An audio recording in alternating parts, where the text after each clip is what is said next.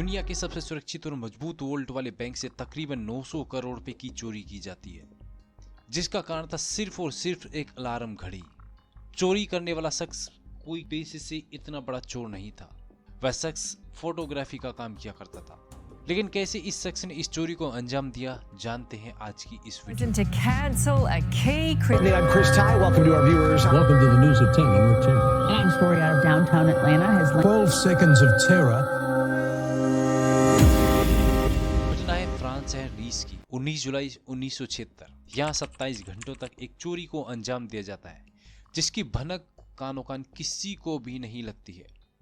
उस बैंक को उस समय दुनिया का सबसे सुरक्षित बैंक माना जाता था, लेकिन किसी को क्या ही पता था कि इतने मजबूत और सुरक्षित वोल्ट वाले बैंक से भी चोरी की जा सकती है। हर रोज की तरह सुबह बैंक खुला और कर्मचारी बैंक में जाना शुरू हो गए, लेकिन किसी को जरा सी भी हवा नहीं थी कि आज बैंक में इतना बड़ा कांड हो चुका है कि पूरा का पूरा बैंक ही लुट चुका है। हर रोज की तरह बैंक कर्मचारी बैंक के वोल्ट रूम को खोलने के लिए पहुंचे, लेकिन वोल्ट का दरवाजा नहीं खुला। कर्मचारी लोगों को लगा कि शायद दरवाजे में कोई दिक्कत आ रही है, जिस कारण दरवाजा खुल नहीं पा रहा है, क्योंकि इससे पहले कई बार दरवाजा फंस चुका है और हर बार वोल्ट बनाने वाली कंपनी की मदद से खुलवाया जाता था। अब बैंक ने वोल्ट बनाने वाली कंपनी को बुलाया और बताया कि दरवाजा जाम होने की वजह से एक बार फिर से नहीं खुल पा रहा है। हालांकि वोल्ट का दरवाजा तकरीबन 20 टन वजनी था, जिसको खोलना इतना आसान काम नहीं था। अब वोल्ट बनाने वाली कंपनी ने उस दरवाजे को खोलने की पूरी कोशिशें की, लेकिन वह भी नाकामयाब रहे। अब किसी को कुछ भी समझ नहीं आ रहा था कि यह दरवाजा क्यों नहीं खुल पा रहा है। जब काफी देर तक कोशिश करने पर दरवाजा नहीं खुला, तो अंततः यह डिसाइड किया गया कि वोल्ट की दीवार को काटकर उसके अंदर जाया जाएगा और तब इस दरवाजे को खोला जाएगा। लेकिन यह काम इतना आसान काम नहीं था, क्योंकि वोल्ट की दीवार बड़ी ही मजबूती से बनी हुई थी और उसके अंदर एक लोहे की मोटी चादर भी लगी हुई थी। अब जिस चादर को काटना इतना आसान काम नहीं था। अब हालांकि कड़ी मेहनत के बाद उस दीवार को काटा गया और दीवार काटने के बाद जैसे ही बैंक वोल्ट के अंदर झांका गया, तो सभी के तुरंत ही होश उड़ गए, क्योंकि बैंक अंदर से लूट चुका था और उस दरवाजे को अंदर से ही वेल्ड किया गया था। तुरंत ही इस घटना की जानकारी पुलिस को दी जाती है। पुलिस उस वोल्ट की जांच करती है और देखती है कि वोल्ट के अंदर एक सुरंग बनाई गई है, जो कि सीवर लाइन से होकर गुजरती है। अब पुलिस ने उस बनाई हुई सुरंग में घुसकर अपनी छानबीन शुरू कर दी, जिसमें पुलिस ने 27 गैस सिलेंडर अपने कब्जे में लिए। न सिर्फ इतना ही, सुरंग खोदते समय वेंटिलेशन उपकरणों का भी इस्तेमाल किया गया। द गार्जियंस के मुताबिक ये चोरी तकरीबन 900 करोड़ रुपए की बताई जाती है। अगले दिन ये चोरी दुनिया भर में सुर्खी बनकर उभर चुकी थी। पुलिस ने अपनी इन्वेस्टिगेशन जोरों शोरों पे स्टार्ट कर दी, क्योंकि सभी के मन में अब एक ही सवाल था, इस चोरी को किसने अंजाम दिया और चोरों ने इस चोरी को कैसे प्लान किया। चोरी को अब तक 3 महीने बीत चुके थे, लेकिन पुलिस के हाथ कुछ भी नहीं लगा था। अब एक दिन पुलिस को सूचना मिलती है कि चोरों के ग्रुप का एक मेंबर पेरिस के रेस्टोरेंट में मजे कर रहा है। अब जैसे ही पुलिस को सूचना मिलती है, पुलिस तुरंत ही उसे धर दबोच लेती है। पहले तो उस चोर ने कुछ भी कबूल नहीं किया, लेकिन पुलिस की थोड़ी सख्ती बरतने के बाद उसने फटाफट से बकना चालू कर दिया। उसने अपने सारे गिरोह के बारे में बताया।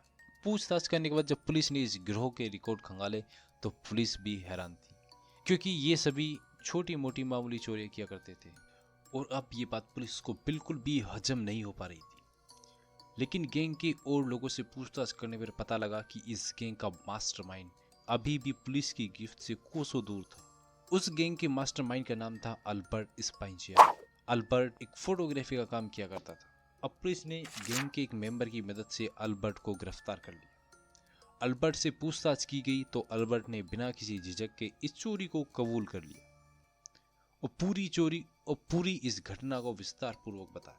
अल्बर्ट बताते हैं कि वह पहले लॉकर बनाने वाली कंपनी में काम किया करते थे, जिस कारण अल्बर्ट पहले ही कई बार इस बैंक के वोल्ट में आ जा चुके थे और जब भी वो इस बैंक के वोल्ट में आते तो वो हर एक छोटी छोटी चीज को नोटिस किया करते थे और कई बार तो चुपके से कुछ जगहों के फोटो भी लिया करते थे। एक दिन अल्बर्ट को वोल्ट के अंदर जाने का मौका मिला।